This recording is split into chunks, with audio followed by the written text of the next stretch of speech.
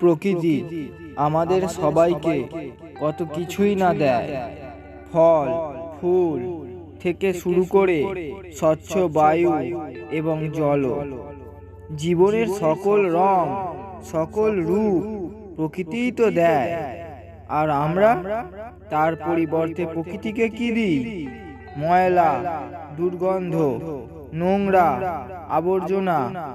যে প্রকৃতি আমাদেরকে মায়ের মতো লালন করে, পালন করে, অন্ন জল সব কিছু প্রদান করে, তার সঙ্গে এমন ব্যভিচার করি আমরা, তাকে অসহনীয় কষ্ট দান করি।